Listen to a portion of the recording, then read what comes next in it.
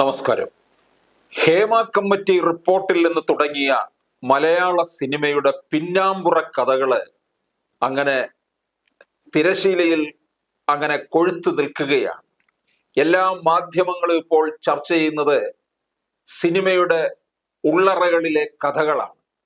ഏറ്റവും ഒടുവിൽ വന്ന് നിൽക്കുമ്പോൾ കൊല്ലത്തെ മഹാനായ MLA മുകേഷിനെ കുറിച്ച് തന്നെയാണ്. മുകേഷ് രാജിവെക്കുമോ അതോ പാർട്ടി രാജിവെപ്പിക്കുമോ എന്നുള്ളതൊക്കെ ഇപ്പോൾ ചർച്ച ചെയ്തുകൊണ്ടിരിക്കുകയാണ്. പക്ഷേ CPM മുകേഷിനെ ചേർത്ത് നിർത്തിയിരിക്കുകയാണ്.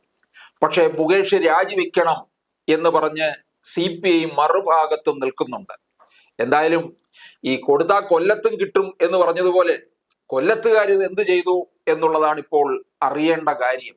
2016 കൊല്ലത്തുകാർക്ക് പറ്റിയ അബദ്ധം 2021 ആവർത്തിച്ചു. കൊല്ലം നിവാസികള്, അതായത് കൊല്ലം നിയമസഭാ മണ്ഡലത്തിലുള്ള വോട്ടർമാർ സഹികെട്ട് നിൽക്കുന്നു എന്നർത്ഥം. ശ്രീ KM ഷാജഹാൻ, ഈ മുകേഷ് MLA ഇനിയും സഹിക്കണോ? മലയാള സിനിമയ്ക്കും ആകാം, രാഷ്ട്രീയത്തിനും ആകാം. അല്ല, ഈ മുകേഷിനെ ഇനി സഹിക്കണമോ എന്നുള്ള ചോദ്യത്തിന് മറുപടി ജനങ്ങൾ തീരുമാനിക്കും എന്നാണ് എനിക്ക് സൂചിപ്പിക്കാറുള്ളത്. ഏറ്റവും പ്രധാനപ്പെട്ടതായിട്ട് നമ്മൾ കണ്ട ഒരു കാര്യം, ഇപ്പൊ വന്നിരിക്കുന്ന ഒരു വലിയ വ്യത്യാസം എന്ന് പറയുന്നത് രാഷ്ട്രീയ പാർട്ടികൾക്കപ്പുറത്ത് ജനങ്ങൾ അസർട്ട് ചെയ്യാൻ തുടങ്ങിയിരിക്കുന്നു എന്നുള്ളതാണ്. അവരുടെ അധികാരം അവര് നേരിട്ട് ഉപയോഗിച്ച് തുടങ്ങിയിരിക്കുന്നു എന്നുള്ളതാണ് ഈ സിനിമാ രംഗത്തെ വെളിപ്പെടുത്തലുമായി ബന്ധപ്പെട്ടുകൊണ്ട് ഈ ഹേമ കമ്മിറ്റി റിപ്പോർട്ട് പുറത്തു വന്നതിന് ശേഷം നമുക്ക് കാണാൻ കഴിയുന്ന ഒരു കാര്യം. അതിനെക്കുറിച്ചിട്ടാണ് ആദ്യമായി ഒന്ന് രണ്ട് കാര്യങ്ങൾ എനിക്ക് സൂചിപ്പിക്കുന്നത്. ഇപ്പൊ ഹേമ കമ്മിറ്റി റിപ്പോർട്ട് പുറത്തു വന്നതിനെ തുടർന്ന് ആദ്യം പ്രധാനമായി ആരോപണം ഉണ്ടായത് ചലച്ചിത്ര അക്കാദമി ചെയർമാൻ രഞ്ജിത്തിനെതിരായിട്ടായിരുന്നു.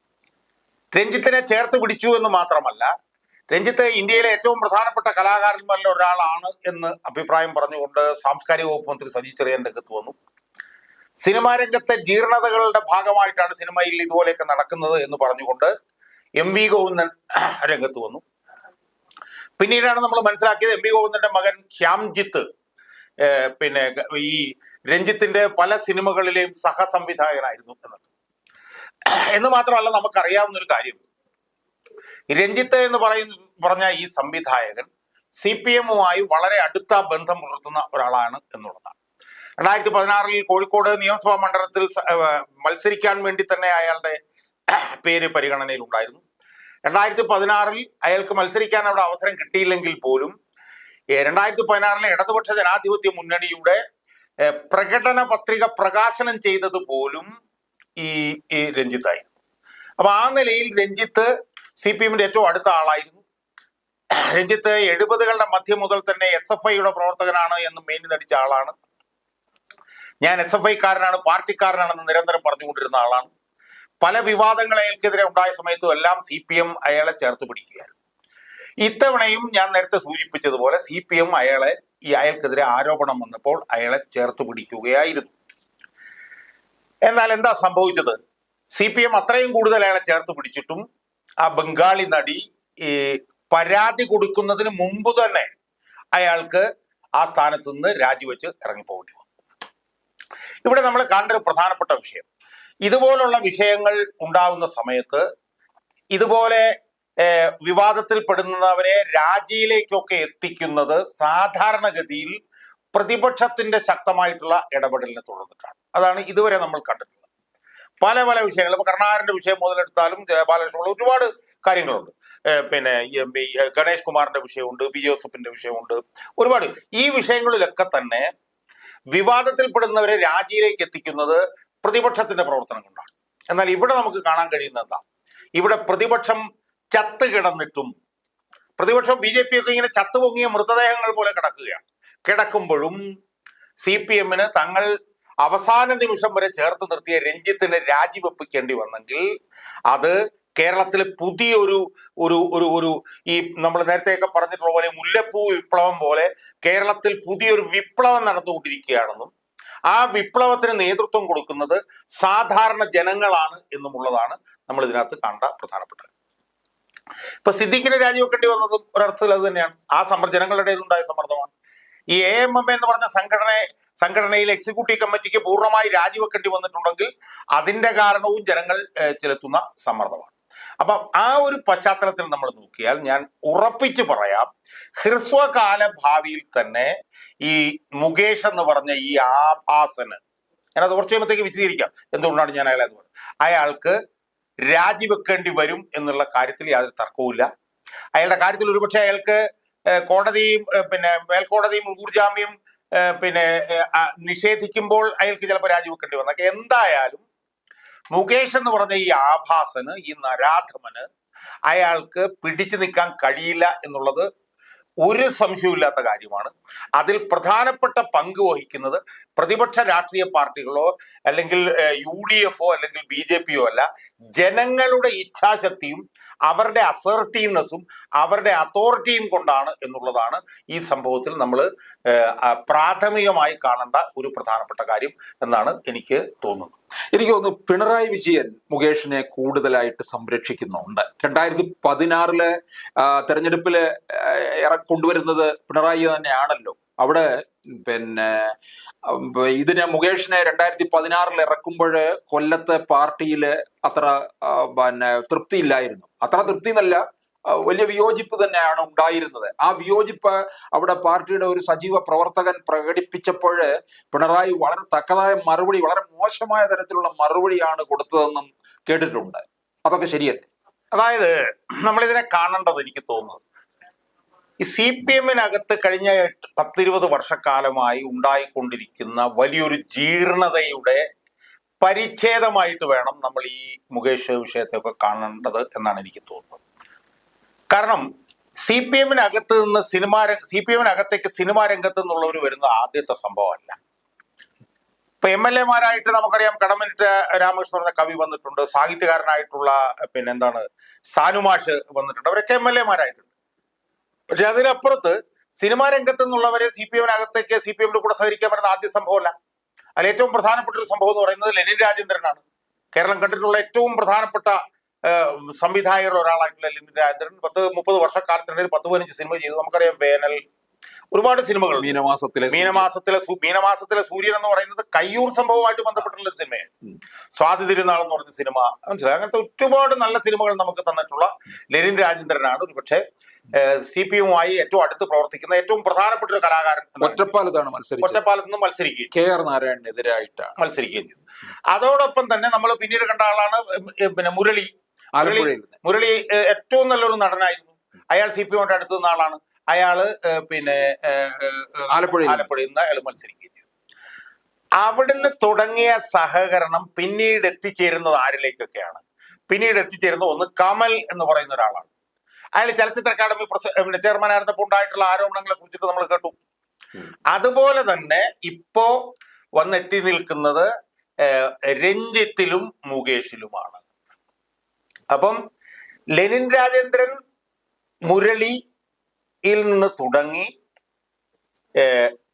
രഞ്ജിത്ത് മുകേഷ് എന്നുള്ളയിടത്തേക്ക് എത്തുമ്പോൾ അതിന് സമാനമായി നമ്മൾ പാർട്ടിയുടെ നേതൃത്വം നോക്കിയാൽ അത് VS അച്യുതാനന്ദൻ, EK നായനാരിൽ നിന്ന് പിണറായി വിജയനിലേക്ക് നമ്മൾ എത്തുമ്പോഴാണ് സമാന്തരമായി ലെനിൻ രാജേന്ദ്രൻ മുരളിയിൽ നിന്ന് നമ്മൾ കമലിലൂടെ കടന്ന് നമ്മൾ രഞ്ജിത്തിലും മുകേഷിലും എത്തിച്ചേരുന്നത്. അപ്പം യഥാർത്ഥത്തിൽ ഞാൻ എൻ്റെ ഒരു വീഡിയോയിൽ, പ്രതിപക്ഷം യൂട്യൂബിൽ എൻ്റെ ഒരു വീഡിയോയിൽ ഞാൻ പറഞ്ഞ പിണറായി വിജയനാണ് ഒന്നാം പ്രതി ഇതിനകത്തെന്നാണ് ഞാൻ പറയുന്നത്. കാരണം അയാളാണ് ഇത്രയും വലിയൊരു ആഭാസനെ ഈ സിനിമാ രംഗത്തേക്ക് CPM-നകത്തേക്ക് അയാൾ കൊണ്ടുവരുന്നത്. അയാൾ ആഭാസൻ എന്ന് ഞാൻ പറയാൻ കാര്യം എന്താ? അയാൾ ആദ്യ ഭാര്യ സരിത എന്ന് പറഞ്ഞൊരു തമിഴ് നടിയായിരുന്നു. അവർ ആ സമയത്ത് നല്ല പ്രശസ്തയായിട്ടുള്ള ഒരു നടിയായിരുന്നു. ആ നടിയായിട്ടുള്ള സരിതയോട് ഇയാൾ എത്ര നീചവും നികൃഷ്ടവുമായിട്ടാണ് പെരുമാറിയത് എന്നുള്ളതിന്റെ ഏറ്റവും പ്രധാനപ്പെട്ട തെളിവ് 2-3 വർഷങ്ങൾക്ക് മുമ്പ് ഇപ്പോ ആരോഗ്യമന്ത്രിയായിട്ടിരിക്കുന്ന വീണ ജോർജിന് അവര് നൽകിയിട്ടുള്ള ഒരു അഭിമുഖം, ഇന്ത്യ വിഷനിൽ. ആ അഭിമുഖത്തിൽ അവര് പറയുന്ന കാര്യങ്ങൾ എന്ന് പറഞ്ഞാൽ ഞെട്ടിക്കുന്ന കാര്യങ്ങളാണ്. ഞെട്ടിക്കുന്ന കാര്യങ്ങൾ എന്ന് പറഞ്ഞാൽ അവർ 4 മാസം ഗർഭിണിയായിരുന്നപ്പോൾ അവരെ വയറ്റിൽ ചവിട്ടി അവരെ നിലത്തിടുന്നു. അവർ കരയാൻ തുടങ്ങുമോ, നിങ്ങൾ നല്ല അഭിനേത്രിയാണ്, കരഞ്ഞോ കരഞ്ഞോ കരഞ്ഞോ എന്ന് പറയും. 9 മാസം പൂർണ്ണ ഗർഭിണിയായിരുന്നപ്പോൾ അവരെ ഒരു ഡിന്നർ പാർട്ടിക്ക് കൊണ്ടുപോയിട്ട് തിരിച്ചവർ കാറെ കയറുമ്പോൾ കാർ മുന്നോട്ടും പുറകോട്ടും നീക്കുമ്പോൾ ഇവര് എടുത്തടിച്ച പോലെ താഴെ വീഴുന്നു. അപ്പൊ അവര് 9 മാസം ഗർഭിണിയാണെന്ന് ഓർക്കണം. അവർക്ക് അന്നേരം കണ്ണീന്ന് കണ്ണീര് വന്നപ്പോൾ അവർ കണ്ണീര് മറച്ചു. കാരണം അവർ പറയുന്നത് ആ കണ്ണീര് എന്റെ കണ്ണിൽ നിന്ന് വരുന്നത് കണ്ടു കഴിഞ്ഞാൽ, ഓ നിങ്ങൾ വലിയ നടിയാണല്ലോ, അഭിനേത്രിയാണല്ലോ എന്ന് പറഞ്ഞ് പരിഹസിക്കും എന്നാണ്. എല്ലാ ദിവസവും വീട്ടിൽ മദ്യപിച്ചാണ് വന്നുകൊണ്ടിരുന്നത്. ആ ഒരു ദിവസം മദ്യപിച്ച് വന്നപ്പോൾ എന്താണ് ഇത്ര താമസിച്ച് മദ്യപിച്ച് വരുന്നതെന്ന് ചോദിച്ചപ്പോൾ അവരെ മുടിക്കുത്തിന് പിടിച്ച് വലിച്ച് എടുത്ത് കൊണ്ടുപോയിട്ട് മർദ്ദിച്ചു. അതിനെക്കുറിച്ചിട്ട് അവർ പറയുന്നു. അതുപോലെ തന്നെ വേറൊരു അവസരത്തിൽ അവർ പറയുന്നത്, ഒരു ദിവസം തിരുവനന്തപുരത്ത് വെച്ച മുകേഷിന്റെ അച്ഛൻ O മാധവൻ ഇവരെ കാണുമ്പോൾ വീട്ടിലേക്ക് വിളിക്കുന്നു. വീട്ടിലേക്ക് വിളിച്ചപ്പോൾ നല്ല നാടകനടന, അല്ല, കേരളത്തിലെ ഏറ്റവും പ്രധാനപ്പെട്ട നടന്മാരുടെ കുടുംബമാണ്. വീട്ടിലേക്ക് വിളിച്ചപ്പോൾ അവർ പറഞ്ഞു ഞാൻ വരുന്നില്ല എന്ന് പറഞ്ഞപ്പോൾ അവരുടെ കൈ പിടിച്ചുകൊണ്ട് പറഞ്ഞു, ദയവ് ചെയ്ത് എന്റെ കാലം ഞാൻ മരിക്കുന്നിടം വരെ പോലീസിൽ പരാതി കൊടുക്കരുത് എന്ന് അവരോട് പറഞ്ഞുകൊണ്ടാണ് അവർ പരാതി കൊടുക്കാത്തത് എന്നാണ് അവർ പറയുന്നത്. അപ്പൊ ഇതുപോലെ ഒരുപാട് സംഭവങ്ങൾ അവർ പറയുന്നുണ്ട്. അവരുടെ മകന് മഞ്ഞപ്പിത്തമായിരുന്ന സമയത്ത് ഇയാളെ വിളിച്ചപ്പോഴത്തേക്കുമ്പോ നിങ്ങൾ എന്നെ ട്രാക്ക് ചെയ്യാനാണല്ലേ വിളിക്കുന്നത് എന്ന് ചോദിച്ചു എന്നൊക്കെ പറഞ്ഞുകൊണ്ട് അതിഭീകരമായി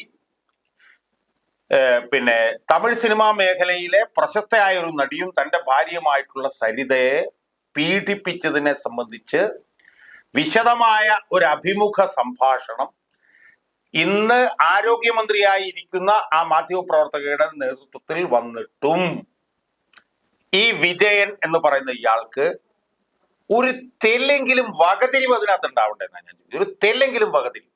സ്വന്തം ഭാര്യയെ ഇത്രയും കൂടുതൽ മോശമായി പീഡിപ്പിച്ച ഒരാളെ എങ്ങനെയാണ് സജീവ രാഷ്ട്രീയത്തിലേക്ക് കൊണ്ടുവരാൻ കഴിയും? അവിടുന്ന് ഇങ്ങോട്ട് നോക്കുമ്പോഴേ ഈ മറ്റ് നടിമാര് പല വെളിപ്പെടുത്തലും നടത്തിയിരിക്കുകയാണ്. ഒരു നടിയുടെ വീട്ടിൽ ചെന്നപ്പോൾ അവരുടെ അമ്മ ആട്ടി ഇറക്കുക വരെ ചെയ്തു. അല്ല, ഞാൻ പറഞ്ഞത് അതിലേക്ക് വരുന്നതിന് മുമ്പ് ഇതുപോലെ ഹീനമായി സ്വന്തം ഭാര്യയോട് പെരുമാറുന്ന ഒരാളെ ഇടതുപക്ഷ രാഷ്ട്രീയ രംഗത്തേക്ക് കൊണ്ടുവരാമെന്നും അയാളെ തെരഞ്ഞെടുപ്പ് രംഗത്ത് മത്സരിപ്പിക്കാമെന്നും പാർട്ടിയുടെ അന്നത്തെ സംസ്ഥാന സെക്രട്ടറി ആയിരുന്ന പിണറായി വിജയന് തോന്നിയിട്ടുണ്ടെങ്കിൽ എത്ര മലീമസമായിട്ടുള്ള ഒരു മനസ്സിന്റെ ഉടമയാണ് പിണറായി വിജയൻ എന്നല്ലേ നമ്മൾ ഇത് ചെയ്യേണ്ടത്? VS അച്യുതാനന്ദൻ സംസ്ഥാന സെക്രട്ടറി ആയിരുന്നെങ്കിൽ അയാൾ അനുവദിക്കുമായിരുന്നത്? ഒരു കാരണവശാലും അയാൾ അനുവദിക്കുകയല്ലായിരുന്നു. അപ്പൊ കൊണ്ടുവന്ന് 16 കൊണ്ടുവന്ന് മത്സരിപ്പിച്ചു. കൊണ്ടുവന്ന് മത്സരിപ്പിക്കുന്ന സമയത്ത് അതിരൂക്ഷമായിട്ടുള്ള എതിർപ്പ് കൊല്ലം ജില്ലാ കമ്മിറ്റിയിൽ ഉണ്ടായിരുന്നതാണ്. അന്ന് പിണറായി വിജയൻ ആളെ പരിഹസിച്ചത് ഇപ്പം താങ്കൾ പറഞ്ഞു. അതിനപ്പുറത്ത് പാർട്ടി ഏറ്റവും കൂടുതൽ ബഹുമാനിക്കുന്ന ഒരു നേതാവ് അവിടെ ഉണ്ടായിരുന്നു, PK ഗുരുദാസൻ. അയാൾ ഏറ്റവും പ്രധാനപ്പെട്ട ട്രേഡ് യൂണിയൻ നേതാവും തൊഴിൽ വകുപ്പ് മന്ത്രിയൊക്കെ ആയിരുന്ന ആളാണ്. അയാളുടെയൊക്കെ നേതൃത്വത്തിലാണ് അതിശക്തമായി ഇയാളെ കൊണ്ടുവന്ന് എതിർത്തത്. ആ എതിർപ്പിനെ എല്ലാം തള്ളിക്കളഞ്ഞുകൊണ്ട്, നീചമായി തള്ളിക്കളഞ്ഞുകൊണ്ട് ഇയാളെ കൊണ്ടുവന്നു. എന്താ ഒഴുക്കിന് അയാൾ ജയിച്ചു. 2021 ഈ പറഞ്ഞ പോലെ പെൻഷനും കിറ്റും കോവിഡും ഒക്കെ വന്നപ്പോഴത്തേക്ക് വീണ്ടും അയാൾ ജയിച്ചു. 2000-ലധികം വോട്ടിന്റെ ഭൂരിപക്ഷം മാത്രമേ ഉണ്ടായിരുന്നുള്ളൂ. അതിനുശേഷം 2024 ലോക്സഭാ തെരഞ്ഞെടുപ്പിൽ പോലും ഇത്ര വൃത്തികെട്ട ഒരു നരാധമനെ, ഒരു ഒരു ഒരു ഒരു ആഭാസനെ കൊല്ലത്ത് ലോക്സഭാ തെരഞ്ഞെടുപ്പിൽ മത്സരിപ്പിച്ചു എന്ന് പറയുമ്പോൾ അവിടെയും നമ്മൾ പിണറായി വിജയന്റെയും ഈ പാർട്ടി നേതൃത്വത്തിന്റെയൊക്കെ മനസ്സിനെയാണ് നമ്മൾ കുറ്റപ്പെടുത്തുന്നത്. എത്ര മലീമസമാണ് അവർ എന്ന് നമ്മൾ ആലോചിക്കണം. ഇപ്പൊ എന്താ സംഭവിച്ചിരിക്കുന്നത്? ഇപ്പൊ എത്ര ആരോപണങ്ങളാണ് വന്നിരിക്കുന്നത്? അതിലൊരാരോപണം 2012-ലാണ് വന്നത്. അത് വീണ്ടും അവർ ഒന്ന് ഓർമ്മിപ്പിച്ചു എന്നേ ഉള്ളൂ. ആ ആരോപണം തന്നെ എന്താണ് നമ്മൾ ആലോചിച്ച് നോക്കൂ. കോടീശ്വരൻ എന്ന് പറഞ്ഞൊരു പരിപാടി നടക്കുമ്പോൾ അതുമായി ബന്ധപ്പെട്ടുകൊണ്ട് ടെസ് ജോസഫ് എന്ന് പറഞ്ഞൊരു ലോകോത്തര കാസ്റ്റിംഗ് ഡയറക്ടറാണ്. അവരെ നിരന്തരം ഇയാൾ ഫോണിൽ വിളിക്കുകയാണ്. അതൊക്കെ തന്നെ എത്ര മീനായിട്ടുള്ള പെരുമാറ്റം ആലോചിച്ചു നോക്കും. ഒരു സിനിമാ നടൻ, ഒരു കാസ്റ്റിംഗ് ഡയറക്ടർ വരുമ്പോൾ നിരന്തരം ഫോണിൽ വിളിക്കുകയാണ്. അവസാനം എന്റെ മുറിക്കടുത്ത് അവർക്ക് മുറി കൊടുക്കണം എന്ന് പറയാം. അപ്പൊ എത്ര തരംതാണ മാനസികാവസ്ഥയുള്ള ഒരു മനുഷ്യനാണ് ഇയാൾ എന്ന് നമുക്ക് ആലോചിച്ച് നോക്കണം. അതിലൊരു നടനും അവരൊരു കാസ്റ്റിംഗ് ഡയറക്ടറും അല്ലേ, അവർക്കും ഒരു അന്തസ്സുള്ള ഒരു സ്ത്രീയല്ലേ അവരെ വിളിക്കുന്നു. അവസാനം അവരെ എന്താ ചെയ്യുന്നത്? അവരുടെ അടുപ്പക്കാരനായിട്ടുള്ള ഡെറിക് ഒബ്രീൻ എന്ന് പറഞ്ഞു കഴിഞ്ഞാൽ തൃണമൂൽ കോൺഗ്രസിന്റെ ഏറ്റവും സീനിയർ ആയിട്ട് ഇപ്പൊ രാജ്യസഭ എന്നുള്ള MP ആണ്. അന്ന് അയാൾ മാധ്യമപ്രവർത്തകനാണ്. അയാളെ വിളിച്ച് സംസാരിക്കും. അവരവിടെ നിന്ന് ജീവനം കൊണ്ട് ഓടുകയുമാണ് ചെയ്തത്. അവരിപ്പോൾ അത് ഓർമ്മിപ്പിച്ചിരിക്കുന്നു എന്നേ ഉള്ളൂ. അവരിപ്പോൾ പരാതിയായിട്ട് കൊടുത്തിട്ട് ഇപ്പോൾ അവർ ഓർമ്മിപ്പിച്ചു. എന്നാൽ എത്ര പരാതികളാണ് വേറെ വന്നിരിക്കുന്നത്? കെട്ടിപ്പിടിച്ചുകൊണ്ട് ഒരു ജൂനിയർ നടിയെ കെട്ടിപ്പിടിച്ചുകൊണ്ട് അവരുടെ കട്ടിലേക്ക് തള്ളിയിട്ടു എന്നാണ് അവർ പറഞ്ഞിരിക്കുന്നത്. നമ്മൾ ആലോചിക്കേണ്ട കാര്യം എന്താണെന്നറിയോ?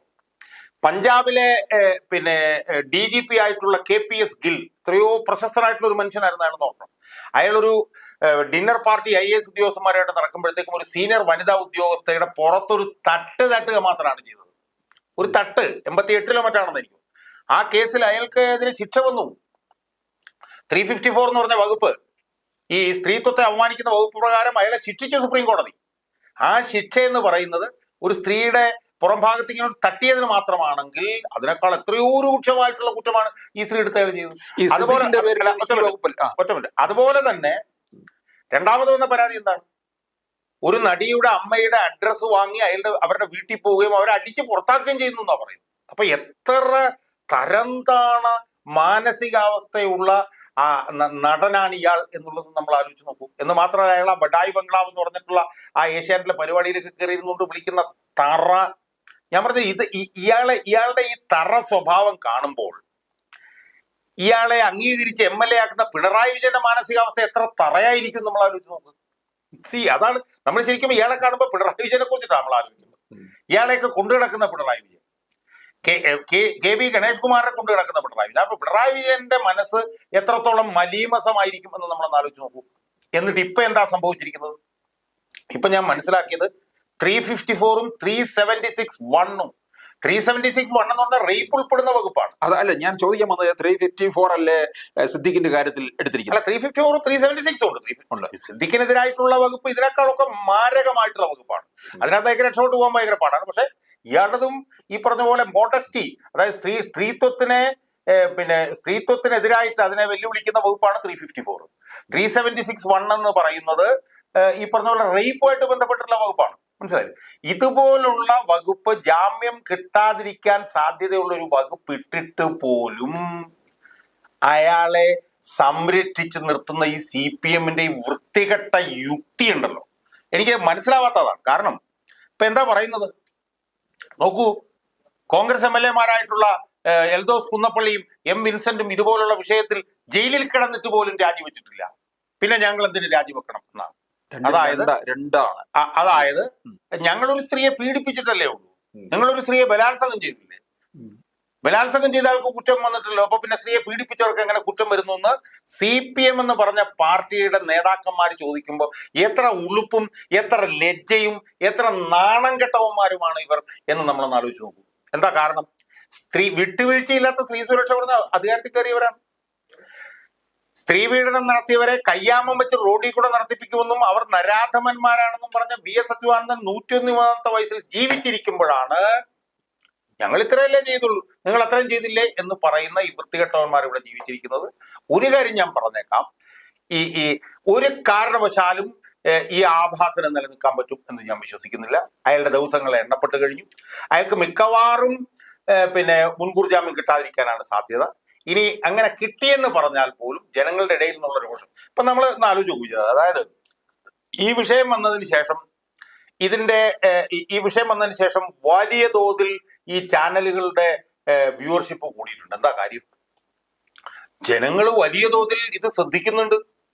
ഇപ്പൊ യൂട്യൂബുകളുടെ ഒക്കെ തന്നെ വ്യൂവർഷിപ്പ് ഭയങ്കരമായിട്ട് കൂടിയിട്ടുണ്ട്. ആ കൂടിയതിന്റെ ഒക്കെ ഒരു പ്രധാനപ്പെട്ട കാരണം വെച്ചാൽ ജനങ്ങൾ വലിയ തോതിൽ ഇത് ശ്രദ്ധിക്കുന്നുണ്ട്. മനസ്സിലായോ? അപ്പൊ അതുകൊണ്ട് ജനശ്രദ്ധ ഇതിനകത്തേക്ക് കൂടുതൽ വരുന്നു. ഇപ്പൊ ഈ വിഷയം വന്നപ്പോ തന്നെ ഇടംതടിച്ച് നിന്നിട്ട് അവസാനം ഒരു പോലീസ് അന്വേഷണ സംഘത്തെ വെക്കേണ്ടി വന്നില്ലേ?